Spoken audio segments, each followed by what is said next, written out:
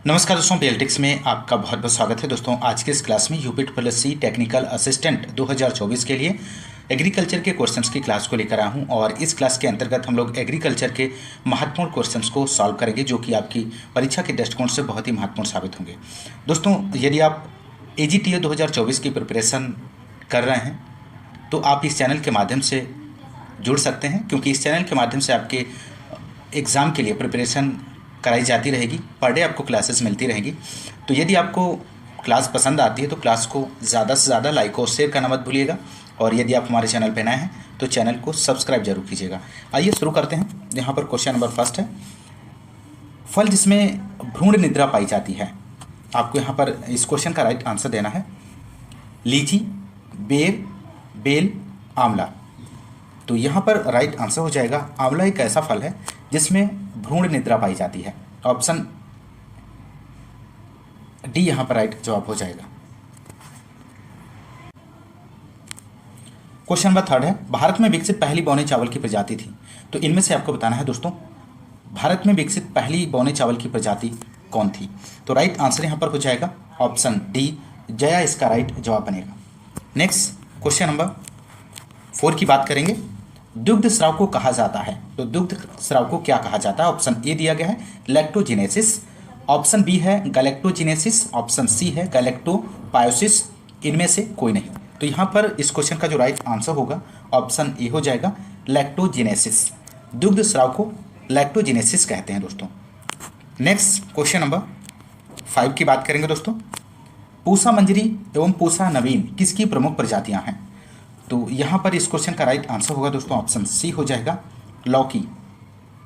लौकी की प्रजातियों की बात करें तो यहाँ पर पूसा मंजरी, पूसा नवीन, पूसा मेघदूत, पंजाब कोमल, अर्का बहार, पंत शंकर लौकी फर्स्ट, आज़ाद नूतन, नरेंद्र रश्मि, ये सभी जो हैं लौकी की प्रजातियां हैं दोस्तों। ध्यान रखिएगा, बहुत ही महत्वपूर्ण प्रश्न है। सभी क्वेश्चंस बहुत ही सिलेक्टिव क्वेश्चंस लिए गए हैं दोस्तों। क्वेश्चन नंबर 6 की बात करेंगे। वह रेखाएं जो समान वायुमंडलीय दबाव वाले स्थानों को जोड़ती हैं उसे क्या कहते हैं। समदाब रेखाएं कहते हैं, समताप रेखाएं कहते हैं, समवर्षा रेखाएं कहते हैं, समलमण रेखाएं कहते हैं। तो इस क्वेश्चन का यहाँ पे राइट आंसर होगा ऑप्शन ए, समदाब रेखाएं कहते हैं। समदाब रेखाएं वे रेखाएं होती हैं जो समान वायुमंडलीय दबाव वाले स्थान की को जोड़ती हैं, और समताप रेखाएं वे रेखाएं होती हैं जो समान ताप वाले स्थान को जोड़ती हैं। तो ध्यान रखिएगा। क्वेश्चन नंबर अगला 7 क्वेश्चन नंबर है, यहाँ पर कौन सी आम की नियमित फलने वाली प्रजातियां हैं। ऑप्शन ए है चौसा है, ऑप्शन बी है लंगड़ा, ऑप्शन सी है आम्रपाली, ऑप्शन डी है अल्फांसो। तो क्वेश्चन नंबर 7 का राइट आंसर होगा ऑप्शन सी, आम्रपाली।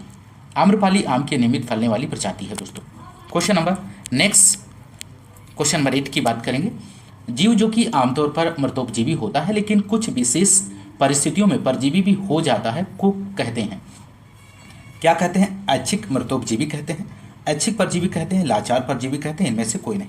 तो क्वेश्चन नंबर 8 का आपको आंसर देना है दोस्तों। तो क्वेश्चन नंबर 8 का यहाँ पर जो राइट आंसर हो जाएगा ऑप्शन बी हो जाएगा, ऐच्छिक परजीवी कहते हैं। नेक्स्ट क्वेश्चन नंबर यहाँ पर क्वेश्चन नंबर 9 की बात करेंगे। तेली पौधों में तेल की मात्रा किसके प्रयोग से बढ़ती है। सल्फर के प्रयोग से, मोलिब्डेनम के प्रयोग से, नाइट्रोजन के प्रयोग से, जिंक के प्रयोग से। तो क्वेश्चन नंबर 9 का जो यहाँ पर आंसर होगा दोस्तों ऑप्शन ए हो जाएगा, सल्फर के प्रयोग से। तेली पौधे में तेल की मात्रा सल्फर के प्रयोग से बढ़ती है। नेक्स्ट क्वेश्चन नंबर की बात करेंगे। यहाँ पर क्वेश्चन नंबर 10 है, तने में चारों तरफ से चिपकने वाली पट्टी को लगाकर किस कीट को प्रभावी ढंग से नियंत्रित किया जा सकता है। तो यहाँ पर ऑप्शंस दिए गए हैं, आप इनमें से सही विकल्प का चयन कर सकते हैं। तो क्वेश्चन नंबर 10 का यहाँ पर जो आंसर होगा ऑप्शन बी हो जाएगा, आम में मिलीबग। इस क्वेश्चन का सही जवाब बनेगा। क्वेश्चन नंबर नेक्स्ट की बात करेंगे। क्वेश्चन नंबर 11 है, भैंस के दूध में वसा रहित ठोस SNF मानक होता है। तो राइट आंसर होगा option B, 9.2%। Next question number, टपक सिंचाई किन क्षेत्रों हेतु उपयुक्त है। आपको यहाँ पर बताना है दोस्तों इस क्वेश्चन का सही आंसर क्या होगा। तो राइट आंसर होगा यहाँ पर क्वेश्चन नंबर 13 का बी हो जाएगा, शुष्क क्षेत्र। इस क्वेश्चन का सही जवाब बनेगा। क्वेश्चन नंबर अगला 14 की बात करेंगे। निम्न फसल समूहों में से किसके द्वारा घटते हुए क्रम में गंधक निष्कासन होता है। तो यहाँ पर ऑप्शंस दिए गए हैं दोस्तों, आप सही विकल्प का चयन कर सकते हैं। तो राइट आंसर हो जाएगा ऑप्शन डी, दलहन फसलें और धान्य फसलें इस क्वेश्चन का सही आंसर होगा। क्वेश्चन नंबर नेक्स्ट, फूल गोभी की ह्यूप्टल व्याधि किस तत्व की कमी से होती है? तो ऑप्शन ए दिया गया है बोरोन, ऑप्शन बी है मोलिब्डेनम, ऑप्शन सी है जस्ता, ऑप्शन डी है पोटास। तो क्वेश्चन नंबर 15 का जो आंसर होगा ऑप्शन बी मोलिब्डेनम इस क्वेश्चन का सही आंसर हो जाएगा दोस्तों। बढ़ते हैं अगले क्वेश्चन की ओर। क्वेश्चन नंबर 16 है, निम्न में से कौन से पशुओं के विषाणुजन्य रोग हैं? आपको यहाँ पर बताना है। तो क्वेश्चन नंबर 16 का जो आंसर होगा दोस्तों ऑप्शन डी हो जाएगा, ये सभी राइट जवाब बनेगा। अगला क्वेश्चन नंबर 17 मोस्ट इंपोर्टेंट प्रश्न है, प्रजनक बीज की संतान है, इनमें से आपको बताना है दोस्तों दिए गए ऑप्शंस में से। तो ऑप्शन पहला है न्यूक्लियस बीज, ऑप्शन बी है सत्य बीज, ऑप्शन सी है आधारी बीज, ऑप्शन डी है प्रमाणित बीज। तो क्वेश्चन नंबर 70 का आंसर होगा ऑप्शन सी आधारी बीज। प्रजनक बीज का संतान आधारी बीज फाउंडेशन सीड होता है और इसके टैग की बात करें तो इसका जो रंग होता है व्हाइट होता है। पंजीकरण बीज की बात करें तो इसका जो टैग होता है वो पर्पल होता है और सर्टिफाइड सीड का अगर हम बात करें इसका टैग का जो रंग होता है वो नीला होता है। तो ध्यान रखिएगा, यहाँ से क्वेश्चन बनता है दोस्तों। अगला क्वेश्चन नंबर 18 की बात करेंगे, आम की प्रजाति जो अपनी विशेष फ्लेवर को प्रसंस्करण के समय भी बनाए रखती है। ऑप्शन ए है दशहरी, ऑप्शन बी है मल्लिका, ऑप्शन सी है अल्फांसो, ऑप्शन डी है ये सभी। तो क्वेश्चन नंबर 18 का जो राइट आंसर होगा ऑप्शन सी अल्फांसो। आम की अल्फांसो प्रजाति अपने विशेष फ्लेवर को प्रसंस्करण के समय भी बनाए रखती है। क्वेश्चन नंबर नेक्स्ट और 19 की बात करेंगे, वायुमंडल की निचली परत है, इनमें से आपको बताना है। तो यहाँ पर राइट आंसर हो जाएगा वायुमंडल की निचली परत जो है ऑप्शन ए हो जाएगा क्षोभ मंडल, ट्रोपोस्फेयर, ध्यान रखिएगा। क्वेश्चन नंबर नेक्स्ट 21 है यहाँ पर, इनमें से कौन सा एक जैव कीटनाशी नहीं है? दिए गए ऑप्शंस में से आपको बताना है। तो 21 का राइट आंसर हो जाएगा कार्बेरिल, ऑप्शन डी सही जवाब बनेगा दोस्तों। नेक्स्ट क्वेश्चन नंबर अगला है, निम्नलिखित में से कौन सा एक पौधे से निकला हुआ पेस्टिसाइड नहीं है? तो आपको यहाँ पर इस क्वेश्चन का राइट आंसर देना है दोस्तों। तो राइट आंसर यहाँ पर बनेगा ऑप्शन सी एल्ड्रिन, ध्यान रखिएगा एल्ड्रिन एक पौधे से निकाला हुआ पेस्टिसाइड नहीं है। महत्वपूर्ण प्रश्न है दोस्तों।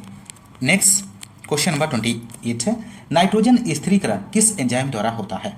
नाइट्रेट रिडक्टेज के द्वारा, नाइट्राइड रिडक्टेज के द्वारा, नाइट्रोजिनेज के द्वारा, इनमें से कोई नहीं। तो क्वेश्चन नंबर 28 का आंसर आपको देना है दोस्तों। इसका सही आंसर क्या बनेगा? तो राइट आंसर जो हो जाएगा ऑप्शन सी नाइट्रोजिनेज, इसका सही जवाब बनेगा। क्वेश्चन नंबर नेक्स्ट, टमाटर का लाल रंग किसकी उपस्थिति के कारण होता है? तो यहाँ पर क्वेश्चन नंबर 30 का जो राइट आंसर हो जाएगा लाइकोपीन, ध्यान रखिएगा। नेक्स्ट क्वेश्चन नंबर 32 की बात करेंगे। यहाँ पर कैल्शियम, मैग्नीशियम और सल्फर को पुकारते हैं किस नाम से? बृहद पोषक तत्व, द्वितीयक पोषक तत्व, सूक्ष्म पोषक तत्व, प्राथमिक पोषक तत्व। तो क्वेश्चन नंबर 32 का यहाँ पर जो आंसर होगा दोस्तों ऑप्शन बी हो जाएगा द्वितीयक पोषक तत्व, इसका सही जवाब बनेगा दोस्तों। क्वेश्चन नंबर नेक्स्ट है, प्रथम कृषि विज्ञान केंद्र की स्थापना किस वर्ष में हुई थी? मोस्ट इंपोर्टेंट प्रश्न है। तो यहाँ पर इस क्वेश्चन का राइट आंसर जो हो जाएगा ऑप्शन बी 1974 में इसकी स्थापना हुई थी। तो ध्यान रखिएगा, और कहाँ हुई थी? तो पुडुचेरी में हुई थी, ध्यान रखिएगा। क्वेश्चन नंबर नेक्स्ट है, पानी में खेती करने के तरीके को किस नाम से जाना जाता है? तो पानी में खेती करने के तरीकों को किस नाम से जाना जाता है दोस्तों? तो राइट आंसर यहाँ पे हो जाएगा ऑप्शन सी हाइड्रोपोनिक के नाम से जाना जाता है, हाइड्रोपोनिक के नाम से जाना जाता है दोस्तों। नेक्स्ट क्वेश्चन नंबर 36 की यहाँ पर हम बात करेंगे, निम्नलिखित में से कौन सा फसल और कीट पतंगों का जोड़ा सही सुमेलित नहीं है? दिए गए ऑप्शंस में से आपको सही विकल्प का चयन करना है। तो इस क्वेश्चन का यहाँ पर जो राइट आंसर हो जाएगा ऑप्शन डी हो जाएगा सूरजमुखी पेंटेड बग सुमेलित नहीं है, बाकी सभी जो है ऑप्शन सुमेलित दिए गए हैं। शुगर कैन की बात करें तो गुरदासपुर बोरर इसमें, ग्राउंड नट वाइट ग्रब लगता है और एपसीड एफिड से सुमेलित है। क्वेश्चन नंबर नेक्स्ट, ट्राइसेम के अंतर्गत प्रशिक्षण मुख्यतः दिया जाता है युवा विद्यार्थियों को, ग्रामीण युवाओं को, युवतियों, युवा महिलाओं को, इनमें से कोई नहीं। तो यहाँ पर राइट आंसर होगा ऑप्शन बी हो जाएगा ग्रामीण युवाओं को, ध्यान रखिएगा। नेक्स्ट क्वेश्चन नंबर 38 है, ग्रामीण विकास मंत्रालय के अंतर्गत NIRD स्थित है, तो कहाँ पर स्थित है दोस्तों? तो 38 का आंसर होगा ऑप्शन सी, हैदराबाद में स्थित है। नेक्स्ट क्वेश्चन नंबर, क्रांतिक मृदा परीक्षण स्तर प्रस्ताव किसके द्वारा दिया गया था? तो राइट आंसर 39 का हो जाएगा यहाँ पर ऑप्शन ए, केटोर नेल्सन। केटोर नेल्सन 1995 ने दिया था दोस्तों, ध्यान रखिएगा। अगला क्वेश्चन, क्वेश्चन नंबर 40 है यहाँ पर, बादल जो लगातार वर्षा के लिए उत्तरदायी हैं वे क्या कहलाते हैं? ऑप्शन ए है निम्बो स्टेटस, ऑप्शन बी है सिरस, ऑप्शन सी है कुमुलस, ऑप्शन डी है अल्टो कुमुलस। तो यहाँ पर क्वेश्चन नंबर 40 का आंसर होगा ऑप्शन ए, निम्बो स्टेटस कहलाते हैं, ध्यान रखिएगा। नेक्स्ट क्वेश्चन नंबर 42 की बात करेंगे, पौधों के लिए सबसे महत्वपूर्ण पानी का रूप इनमें से कौन सा है? केशिका जल, हाइग्रोस्कोपिक जल, गुरुत्वीय जल, इनमें से कोई नहीं। तो क्वेश्चन नंबर 42 का यहाँ पर जो आंसर होगा दोस्तों ऑप्शन ए हो जाएगा, केशिका जल। नेक्स्ट क्वेश्चन नंबर की बात करेंगे दोस्तों, पंचायती राज पहली बार 2 अक्टूबर 1959 को कहाँ से शुरू किया गया था? तो यहाँ पर इस क्वेश्चन का जो राइट आंसर होगा ऑप्शन बी हो जाएगा, नागौर। पंचायती राज पहली बार 2 अक्टूबर 1959 को राजस्थान के नागौर जिले से शुरू किया गया था।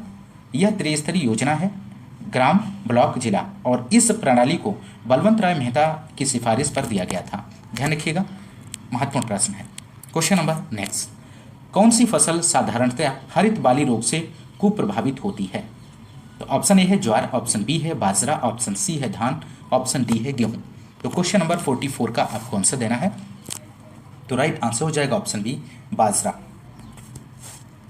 नेक्स्ट क्वेश्चन नंबर 45, उगठा के प्रभावी नियंत्रण हेतु अरहर की सफसली खेती होनी चाहिए, किसके साथ? मूंग के साथ होनी चाहिए, उर्द के साथ होनी चाहिए, मक्का के साथ, ज्वार के साथ। तो क्वेश्चन नंबर 45 का यहाँ पर राइट जो आंसर होगा वो ज्वार के साथ। उगठा के प्रभावी नियंत्रण के लिए अरहर की सफसली खेती में ज्वार की फसल को सम्मिलित करना चाहिए, क्योंकि ज्वार की फसल में बनने वाला न्यूसिक अम्ल धुरिन उगठा को बढ़ने से रोकता है, तो ध्यान रखिएगा। क्वेश्चन नंबर नेक्स्ट है यहाँ पर, निम्न में से कौन सा फलों एवं सब्जियों को संरक्षित करने की स्थायी विधि है? तो यहाँ पर आंसर देना है दोस्तों आपको। 47 का आंसर क्या बनेगा? तो यहाँ पर राइट आंसर हो जाएगा ऑप्शन डी, नमी को बाहर निकालना, इस क्वेश्चन का सही जवाब हो जाएगा। अगला क्वेश्चन नंबर 48 है यहाँ पर, पौधों को भौम जल की उपलब्धता कितने तनाव के परास में होती है? तो यहाँ पर ऑप्शंस दिए गए हैं, आप इस क्वेश्चन का सही आंसर का चयन कर सकते हैं। तो राइट आंसर हो जाएगा ऑप्शन बी, 0.33 से 15 एटमॉस्फेयर तनाव, इस क्वेश्चन का सही जवाब हो जाएगा। अगला क्वेश्चन नंबर है यहाँ पर 50 की बात करेंगे, अल्पाइन एक नस्ल है, किसकी है? बकरी की है, मुर्गी की है, भेड़ की है, ऊँट की है। तो क्वेश्चन नंबर 50 का यहाँ पर जो राइट आंसर हो जाएगा बकरी की, ऑप्शन ए सही जवाब है दोस्तों। नेक्स्ट क्वेश्चन नंबर अगला है, पूसा स्नोबॉल किस फसल की प्रजाति है? आलू की है, फूल गोभी की है, गाजर की है, मूली की है। तो पूसा स्नोबॉल आपको यहाँ पर बताना है, तो राइट आंसर होगा ऑप्शन बी हो जाएगा, फूल गोभी। फूल गोभी की यदि हम बात करें इसकी प्रजातियों की, तो पूसा स्नोबॉल हो गई, पूसा दीपाली, पूसा सिंथेटिक, और पूसा स्नोबॉल पंत सुब्रा हो जाएगा, और पूसा हाइब्रिड 2, ये जो हैं सभी फूल गोभी की प्रजातियां हैं। गाजर की प्रजातियों की बात करें तो पूसा केसर है, और मूली की बात करें तो मूली में पूसा हिमानी, पूसा चेतकी और पूसा रेशमी, ये सभी जो है मूली की प्रजातियां हैं, ध्यान रखिएगा। तो यहाँ पर इस क्वेश्चन का जो राइट आंसर होगा ऑप्शन बी हो जाएगा। पढ़ते हैं अगले क्वेश्चन की ओर। क्वेश्चन नंबर 64 है, कौन सा वानस्पतिक तेल हृदय रोगियों के लिए अच्छा है? मूंगफली का तेल, सरसों का तेल, सोयाबीन का तेल, सूरजमुखी का तेल। तो क्वेश्चन नंबर 64 का यहाँ पे जो आंसर होगा ऑप्शन डी हो जाएगा, सूरजमुखी का तेल। नेक्स्ट क्वेश्चन नंबर 65 है दोस्तों, अंकुरण का प्रकार जिसमें बीज के काटिलीडन भूमि के अंदर ही रह जाते हैं उसे क्या कहते हैं? इपीजेल कहते हैं, हाइपोजेल कहते हैं, हाइपो इपीजेल कहते हैं, इनमें से कोई नहीं। तो क्वेश्चन नंबर 65 का यहाँ पर जो आंसर होगा ऑप्शन बी हो जाएगा, उसे हाइपोजेल कहते हैं। हाइपोजेल अंकुरण का एक ऐसा प्रकार है जिसमें बीज के काटिलीडन अंकुरण के दौरान भूमि के अंदर रह जाते हैं। उदाहरण की बात करें तो मक्का में, गेहूं में, नारियल और मूंगफली, चना और मटर, इन सभी में हाइपोजेल होता है। इपीजेल की बात करें तो इपीजेल अंकुरण में बीज के काटिलीडन अंकुरण के दौरान भूमि के ऊपर आ जाते हैं, कपास और पपीता और प्याज ईपीजीएल के उदाहरण हैं, आप लोग ध्यान रखिएगा। क्वेश्चन नंबर नेक्स्ट की यदि हम बात करें तो 66 क्वेश्चन नंबर है, नहरों के आसपास वाली भूमियां निम्न में से किस प्रकार की हो जाती हैं? क्षारीय हो जाती हैं, अम्लीय हो जाती हैं, उदासीन हो जाती हैं। तो क्वेश्चन नंबर 66 का राइट आंसर हो जाएगा ऑप्शन ए, क्षारीय हो जाती हैं। नहरों के आसपास वाली भूमियां क्षारीय हो जाती हैं क्योंकि नहर के पानी का रिसाव के द्वारा सोडियम और मैग्नीशियम के लवण एकत्रित होते रहते हैं, जिससे वहां की भूमि क्षारीय हो जाती है। क्वेश्चन नंबर अगला है यहाँ पर, पौधों की वृद्धि के लिए कुल कितने पोषक तत्वों की आवश्यकता होती है? महत्वपूर्ण प्रश्न है और इस क्वेश्चन का यहाँ पे जो राइट आंसर हो जाएगा ऑप्शन बी हो जाएगा 70। ध्यान रखिएगा, पौधों की वृद्धि के लिए कुल 17 पोषक तत्वों की आवश्यकता होती है। नेक्स्ट क्वेश्चन नंबर है यहाँ पर, गेहूं प्रथम सिंचाई हेतु अति संवेदनशील अवस्था बुआई के कितने समय बाद आती है? तो क्वेश्चन नंबर 83 का आंसर आप लोग दीजिए दोस्तों। तो राइट आंसर क्या होगा यहाँ पर? ऑप्शन सी हो जाएगा 21 से 25 दिन। इस क्वेश्चन का सही जवाब बनेगा। गेहूं में प्रथम सिंचाई हेतु अति संवेदनशील अवस्था बुआई के 21 डेज बाद आती है और इस अवस्था को क्राउन रूट इनिशिएशन स्टेज कहते हैं और इसी अवस्था पर पोषक तत्व अवशोषण करने वाली जड़ें निकलती हैं। इसलिए यदि गेहूं की फसल को एक ही सिंचाई के लिए पानी उपलब्ध हो तो इसी अवस्था पर करना चाहिए। अगला क्वेश्चन नंबर 84 है यहाँ पे दोस्तों, भू परिष्करण के जनक निम्न में से कौन है? तो भू परिष्करण के जनक आपको बताना है दिए गए ऑप्शंस में से। तो राइट आंसर हो जाएगा ऑप्शन सी, भू परिष्करण के जनक जेथरो टूल हैं दोस्तों और इन्हीं के द्वारा खरपतवार शब्द का सर्वप्रथम प्रयोग किया गया था। इस बात को भी ध्यान रखिएगा। क्वेश्चन नंबर नेक्स्ट, छिलका रहित जौ की प्रजाति है, इनमें से कौन सी है? मंजुला है, KK 141 है, डोलमा है, इनमें से कोई नहीं। तो राइट आंसर होगा ऑप्शन सी, डोलमा। इस क्वेश्चन का सही जवाब बनेगा दोस्तों। नेक्स्ट क्वेश्चन नंबर 86 है, अलसी को सामान्यतः जाना जाता है किस नाम से? फ्लैक्स के नाम से, अनाजों की रानी के नाम से, मिलेट के नाम से या नन ऑफ दिस, इनमें से कोई नहीं। तो क्वेश्चन नंबर 86 का राइट आंसर हो जाएगा, अलसी को सामान्यतः फ्लैक्स के नाम से जाना जाता है। बढ़ते हैं अगले क्वेश्चन की ओर। क्वेश्चन नंबर अगला है यहाँ पर 90, प्राथमिक एवं द्वितीयक मृदा कणों के विन्यास को क्या कहते हैं? तो आप लोग इस क्वेश्चन का आंसर दीजिए दोस्तों। तो राइट आंसर होगा ऑप्शन सी, मृदा संरचना कहते हैं। The arrangement of primary and secondary soil particles is known as soil structure. तो ऑप्शन सी यहाँ पर जो इस क्वेश्चन का सही आंसर हो जाएगा। सॉइल टेक्सचर की यदि हम बात करें दोस्तों तो relative proportion of sand, silk and clay is called soil texture. तो ध्यान रखिएगा। बढ़ते हैं अगले क्वेश्चन की ओर। क्वेश्चन नंबर 91 है, निम्नलिखित में से कौन सा एक एंजाइम है? इनमें से आपको बताना है। Which one of the following is enzyme? तो यहाँ पर 91 का राइट आंसर होगा ऑप्शन बी, प्रोटीन। प्रोटीन एक एंजाइम है और सभी एंजाइम प्रोटीन होते हैं, लेकिन सभी प्रोटीन एंजाइम नहीं होते हैं क्योंकि एंजाइम अमीनो एसिड से बने प्रोटीन होते हैं। अगला क्वेश्चन नंबर 93 है, बीज अधिनियम किस वर्ष में पारित किया गया था? मोस्ट इंपोर्टेंट प्रश्न है। तो यहाँ पर इस क्वेश्चन का आंसर आपको देना है। बीज अधिनियम की बात करें तो बीज अधिनियम 29 दिसंबर 1966 को पारित किया गया था और 2 अक्टूबर 1969 को लागू किया गया था। तो ऑप्शन सी यहाँ पे राइट जवाब हो जाएगा इस क्वेश्चन का। और इस क्वेश्चन में पूछा गया है कि बीज अधिनियम किस वर्ष में पारित हुआ था? तो पारित हुआ था 29 दिसंबर 1966 को और लागू किया गया था 2 अक्टूबर 1969 को। ध्यान रखिएगा। अगला क्वेश्चन नंबर 94 है, निम्नलिखित में से कौन सा दुग्ध शर्करा है? इनमें से तो राइट आंसर होगा ऑप्शन बी, लैक्टोज। आप लोग ध्यान रखिएगा। दुग्ध शर्करा को लैक्टोज कहते हैं और फल की शर्करा को क्या कहते हैं? फ्रक्टोज। लेकिन अंगूर में ग्लूकोज शर्करा पाई जाती है। गन्ने की शर्करा को सुक्रोज कहते हैं और खाद्य शर्करा को माल्टोज कहते हैं। इस बात को भी आप लोग ध्यान रखिएगा। नेक्स्ट क्वेश्चन नंबर है यहाँ पर, भारतीय राष्ट्र के पिता कहे जाते हैं। इनमें से आपको बताना है सही आंसर क्या होगा। तो यहाँ पर क्वेश्चन नंबर 95 का आंसर हो जाएगा ऑप्शन बी, केसी मेहता को भारतीय राष्ट्र के पिता कहे जाते हैं। अगला क्वेश्चन नंबर नेक्स्ट। तो यहाँ पर इस क्लास में हम लोग 95 तक के क्वेश्चंस को ही सॉल्व करेंगे और आगे के क्वेश्चंस को हम लोग नेक्स्ट की क्लास में देखेंगे। दोस्तों यदि आपको क्लास पसंद आ रही है तो आप क्लास को ज़्यादा से ज़्यादा लाइक और शेयर करना मत भूलिएगा। और हाँ, यदि आप इस चैनल पर नए हैं तो चैनल को सब्सक्राइब जरूर कीजिएगा। और दोस्तों आपको इस क्लास का PDF आपको टेलीग्राम चैनल पे प्रोवाइड करा दिया जाएगा। और टेलीग्राम चैनल को ज्वाइन यदि आपने अभी तक नहीं किया है तो इसी वीडियो के डिस्क्रिप्शन में लिंक मिल जाएगा, वहाँ पर जाके आप लोग टेलीग्राम चैनल को भी ज्वाइन कर लीजिए, क्योंकि इस चैनल के माध्यम से AGTA 2024 के लिए आपको पर डे क्लासेस आपको मिलती रहेंगी। और आपको बताना चाहूँगा संबंधित है, आपको बताना है। तो यहाँ पर दोस्तों इस क्वेश्चन का राइट आंसर हो जाएगा ऑप्शन बी, डेयरी दुग्ध उत्पादन से संबंधित है। राष्ट्रीय डेयरी विकास बोर्ड की स्थापना डॉक्टर वर्गीस कुरियन ने की थी और श्वेत क्रांति के पिता के रूप में भी इन्हें जाना जाता है। और ऑपरेशन फ्लड का जो प्रथम चरण की जो स्टार्ट हुआ था 1970 से 1981, आप लोग ध्यान रखिएगा। ऑपरेशन फ्लड का द्वितीय चरण 1978 से 1985। ऑपरेशन फ्लड का तृतीय चरण की शुरुआत हुई थी 1987 से 1994। तो आप लोग इस जानकारी को भी ध्यान रखिएगा, महत्वपूर्ण जानकारी है।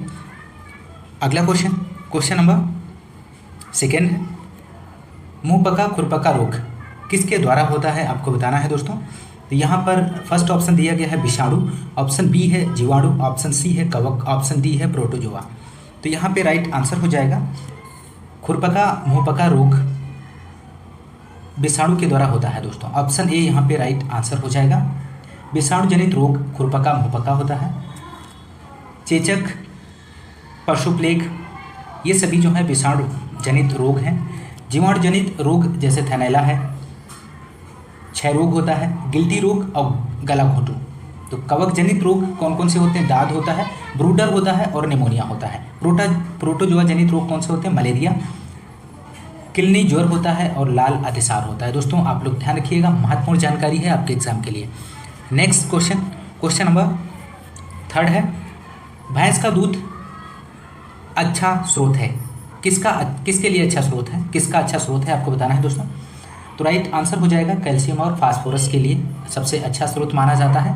ऑप्शन डी राइट जवाब हो जाएगा दोस्तों। अगला क्वेश्चन नंबर 4 है। क्वेश्चन नंबर 4, अंधकार अभिक्रिया किस में होती है, आपको बताना है दोस्तों। ऑप्शन ए है ग्रैना, ऑप्शन बी है स्ट्रोमा, ऑप्शन सी है कोशिका द्रव्य, ऑप्शन डी है रिक्तिका। तो यहाँ पर राइट आंसर बनेगा इस क्वेश्चन का दोस्तों ऑप्शन बी, स्ट्रोमा में होती है। अंधकार अभिक्रिया स्ट्रोमा में होती है। अंधकार अभिक्रिया स्ट्रोमा में होती है। इसके लिए प्रकाश की आवश्यकता नहीं पड़ती है दोस्तों। इस अभिक्रिया को सर्वप्रथम FF ब्लैकमैन ने बताया था, आप लोग ध्यान रखिएगा, महत्वपूर्ण प्रश्न है। अगला क्वेश्चन नंबर 5, माफ कीजिएगा 6 क्वेश्चन नंबर है। सीक्वेंस, मृदा स्वास्थ्य कार्ड योजना किस वर्ष में शुरू की गई थी। तो राइट आंसर हो जाएगा इस क्वेश्चन का ऑप्शन ए 2015 में। मृदा स्वास्थ्य कार्ड योजना 17 फरवरी 2015 में प्रारंभ हुई थी। प्रधानमंत्री फसल बीमा योजना जनवरी 2016 में प्रारंभ हुई थी। प्रधानमंत्री ग्राम सिंचाई योजना 1 जुलाई 2015 में प्रारंभ हुई थी। प्रधानमंत्री जनधन योजना की यदि हम बात करें तो 28 अगस्त 2014। प्रधानमंत्री मुद्रा योजना 8 अप्रैल 2015। तो आप लोग ध्यान रखिएगा, महत्वपूर्ण योजनाएं हैं कृषि से संबंधित। अगला क्वेश्चन नंबर 7 है, राष्ट्रीय खाद्य सुरक्षा अधिनियम कहलाता है, क्या कहलाता है। तो राइट आंसर हो जाएगा यहाँ पे ऑप्शन सी, भोजन का अधिकार, राइट ऑफ फूड्स। राष्ट्रीय खाद्य सुरक्षा अधिनियम 2013 को भारतीय संसद द्वारा 12 सितंबर 2013 को पास कर दिया गया था। और इस अधिनियम को भोजन का अधिकार, राइट टू फूड एक्ट भी कहते हैं, क्योंकि इसके द्वारा भारत के 2/3 भाग जनता को सब्सिडी पर भोजन प्राप्त होता है। महत्वपूर्ण जानकारी है, ध्यान रखिएगा। अगला क्वेश्चन नंबर 8 है दोस्तों। यहाँ पर पृथ्वी के चारों ओर वायु की अदृश्य परत का गैसीय आवरण क्या कहलाता है। ऑप्शन दिए गए हैं नीचे, आप लोग जैसा कि आप लोग देख पा रहे होंगे। ऑप्शन फर्स्ट है जलवायु, ऑप्शन बी है मौसम, ऑप्शन सी है क्षोभ मंडल, ऑप्शन डी है वायुमंडल। तो यहाँ पर दोस्तों इस क्वेश्चन का राइट आंसर बनेगा ऑप्शन डी, वायुमंडल, इसका राइट जवाब हो जाएगा। अगला क्वेश्चन नंबर 9 है, शून्य जुताई भारत में सर्वप्रथम किसके अंतर्गत शुरू की गई। तो राइट आंसर आपको बताना है दोस्तों यहाँ पर। तो राइट आंसर हो जाएगा इस क्वेश्चन का ऑप्शन ए, चावल गेहूं फसलीय प्रणाली, ऑप्शन ए राइट जवाब बनेगा। जुताई, शून्य जुताई सर्वप्रथम यूएसए, आप लोग ध्यान रखिएगा, यूएसए में सन 1950 में खोजी गई थी और इसके पितामह जीबी ट्रिपलेट्स हैं। यह भारत में सर्वप्रथम चावल गेहूं फसली प्रणाली में अपनाया गया था। ऑप्शन ए इस क्वेश्चन का राइट आंसर हो जाएगा। क्वेश्चन नंबर अगला है 10 क्वेश्चन नंबर, मृदा का लाल रंग किसके कारण होता है? महत्वपूर्ण प्रश्न है, सिंपल प्रश्न है, तो राइट आंसर हो जाएगा ऑप्शन ए। तो मृदा का लाल रंग हेमेटाइट के कारण होता है। नेक्स्ट क्वेश्चन, क्वेश्चन नंबर 11 है, वह फसलीय प्रणाली जिसमें खेतिहर फसलें चारागाही फसलों के साथ उसी खेत में वैकल्पिक रूप में उगाई जाती हैं, क्या कहलाती हैं दोस्तों? तो राइट आंसर हो जाएगा option D, ley farming. Ley farming कहलाती है, ऑप्शन डी यहाँ पे राइट जवाब बनेगा। अगला क्वेश्चन, क्वेश्चन नंबर 12 है, अकीओची धान के एक विकार किसके कारण होता है? आपको बताना है दिए गए ऑप्शंस में से। तो राइट आंसर हो जाएगा दोस्तों यहाँ पर क्वेश्चन नंबर 12 का ऑप्शन ए, हाइड्रोजन सल्फाइड विषाक्तता, हाइड्रोजन सल्फाइड टॉक्सिटी के कारण होता है। अगला क्वेश्चन, क्वेश्चन नंबर 13 है, निम्नलिखित दलहन फसलों में से किसका लक्षण धीमी आरंभिक वृद्धि दर है? मोस्ट इंपोर्टेंट प्रश्न है दोस्तों। तो यहाँ पर राइट आंसर हो जाएगा ऑप्शन ए, पिजन पी अरहर, इसका राइट जवाब बनेगा। अरहर का वैज्ञानिक नाम कैजानस कैजान है। यह फेबेसी कुल का पौधा है। यह खरीफ मौसम की फसल है दोस्तों। इसकी आरंभिक वृद्धि दर बहुत धीमी है। अरहर की जड़ें मिट्टी में अधिक गहराई तक जाती हैं जिससे मृदा में वायु का आयतन बढ़ जाता है। तो ऑप्शन ए राइट जवाब बनेगा।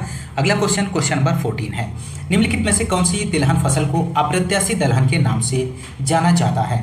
तो राइट आंसर हो जाएगा यहाँ पर दोस्तों ऑप्शन बी, मूंगफली। मूंगफली का वैज्ञानिक नाम अरेचिस हाइपोजिया है। यह लेग्यूमिनेसी फेबेसी कुल का पौधा है। तो राइट आंसर हो जाएगा ऑप्शन बी, और इसका उद्भव स्थान ब्राजील है दोस्तों, ध्यान रखिएगा। क्वेश्चन नंबर 15 है, निम्नलिखित में से कौन सी तिलहन फसल के पौधे के पृष्ठ पर कांटे होते हैं? वेरी इंपॉर्टेंट क्वेश्चन है। तो यहाँ पर इसका सही जवाब बनेगा दोस्तों ऑप्शन सी, कुसुम इसका राइट जवाब हो जाएगा। कुसुम का वैज्ञानिक नाम कार्थमस टिंक्टोरियस होता है दोस्तों, और कुल की बात करें तो कंपोजिटी कुल का पौधा है और इसकी सतह पर कांटे पाए जाते हैं। इसे तिलहन फसल के रूप में उगाते हैं। इसका उद्भव स्थान की बात करें तो अफगानिस्तान है दोस्तों। यह रबी की फसल है। महत्वपूर्ण जानकारी है, ध्यान रखिएगा। अगला क्वेश्चन, क्वेश्चन नंबर 16, नाइट्रोजन का कौन सा रूप यूरिया में उपलब्ध होता है? आपको बताना है दोस्तों। तो यहाँ पर इस क्वेश्चन का राइट आंसर हो जाएगा option A, amide, right answer बनेगा। अगला क्वेश्चन, क्वेश्चन नंबर 17 है, सूक्ष्म जैविक क्रिया के माध्यम से उपलब्ध पोषक तत्व के रूप में अनुपलब्ध पोषक तत्वों में बदलने की क्रिया क्या कहलाती है? तो यहाँ पर ऑप्शन दिए गए हैं दोस्तों, आप लोग इस क्वेश्चन का राइट आंसर बता सकते हैं। इसका राइट आंसर क्या बनेगा? तो यहाँ पर राइट आंसर बनेगा दोस्तों इस क्वेश्चन का ऑप्शन ए, निसंचालन, इसका राइट जवाब बनेगा। अगला क्वेश्चन, क्वेश्चन नंबर 18 है, जैव पदार्थ अपघटन का अंतिम उत्पाद है, इनमें से कौन सा है? तो राइट आंसर हो जाएगा दोस्तों यहाँ पर ऑप्शन डी, इसका राइट जवाब बनेगा, ह्यूमस। ह्यूमस एक कार्बनिक पदार्थ है जो कि जैव पदार्थों के अपघटन से प्राप्त होता है। इसमें 40 से 45% लिग्निन और 30 से 33% प्रोटीन पाया जाता है और इसलिए इसे लिग्नो प्रोटीन कहते हैं। इसका CN अनुपात कितना होता है दोस्तों? तो CN अनुपात की अगर हम बात करें तो 10:1 होता है। अगला क्वेश्चन, क्वेश्चन नंबर 19, कौन सी जीन नाइट्रोजन स्थिरीकरण के लिए उत्तरदायी है? तो राइट आंसर हो जाएगा option A, nif gene, option A right जवाब बनेगा। दलहनी फसलों की जड़ों में गुलाबी रंग की गांठें पाई जाती हैं जिसमें राइजोबियम नामक जीवाणु रहता है जो कि वायुमंडल के नाइट्रोजन को जमीन में एकत्रित करता है, जिसके लिए निफ जीन उत्तरदायी होता है। राइजोबियम द्वारा एकत्रित नाइट्रोजन को नाइट्रोजीन कहते हैं दोस्तों, आप लोग ध्यान रखिएगा। अगला क्वेश्चन, क्वेश्चन नंबर 20 है, वाष्पोत्सर्जन के दौरान अधिकतम होता है, तो किसके दौरान अधिकतम होता है? तो आपको बताना है। ऑप्शन ए है मॉर्निंग के समय, ऑप्शन बी है इवनिंग, ऑप्शन सी है नाइट, ऑप्शन डी है आफ्टरनून। तो राइट आंसर यहाँ पे बनेगा इस क्वेश्चन का दोस्तों ऑप्शन डी, आफ्टरनून के समय, इसका सही जवाब बनेगा। पौधों के वायवीय जीवित भाग से वाष्प के रूप में जल की हानि को वाष्पोत्सर्जन कहते हैं।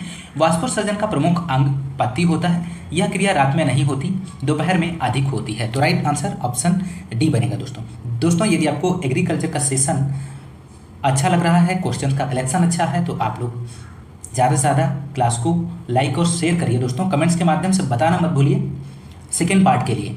अगर आप चाहते हैं सेकेंड पार्ट एग्रीकल्चर का सामान्य एग्रीकल्चर का सीरीज कंटिन्यू आपको मिलता रहे, तो आप कमेंट्स के माध्यम से बताना मत भूलिएगा आपका ये सेशन कैसा रहा।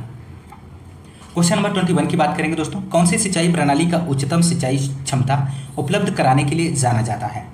तो यहाँ पे राइट आंसर हो जाएगा ऑप्शन डी, टपक सिंचाई। इसका सही जवाब बनेगा।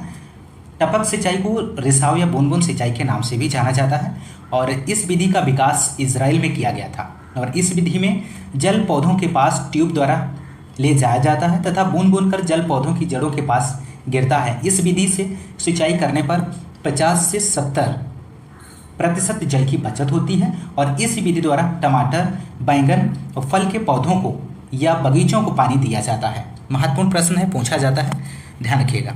अगला क्वेश्चन नंबर 22 है। दूर दूर स्थित फसलों, बगीचे के वृक्षों और सब्जियों के लिए सर्वाधिक उपयुक्त सिंचाई विधि है। इनमें से कौन सी विधि है आपको बताना है। तो राइट आंसर हो जाएगा ऑप्शन ए, टपक सिंचाई, ड्रिप इरिगेशन। अगला क्वेश्चन नंबर 20। क्वेश्चन के सीक्वेंस में मत जाइएगा दोस्तों। क्वेश्चन नंबर 24 है यहाँ पे।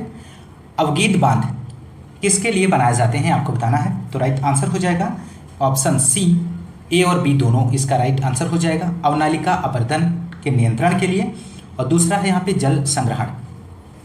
अगला क्वेश्चन नंबर 25 है। किस प्रकार की मक्खियों में डंक मिलते हैं आपको बताना है दिए गए ऑप्शंस में से।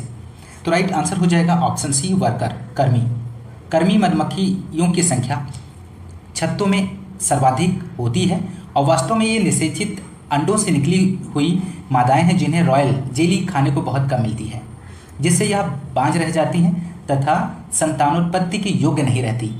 इनका आकार छोटी व पतली तथा उदर में डंक रहता है। उदर को निचली सतह में मोम ग्रंथियां होती हैं। तो राइट आंसर ऑप्शन सी बनेगा दोस्तों। अगला क्वेश्चन नंबर 26। टमाटर की पत्ती सिकुड़न विषाणु का वाहक इनमें से कौन सा है। तो राइट आंसर ऑप्शन ए हो जाएगा, श्वेत मक्खी, व्हाइट फ्लाई इसका राइट जवाब बनेगा दोस्तों। टमाटर की पत्ती का सिकुड़न श्वेत मक्खी विषाणु वाहक होता है दोस्तों।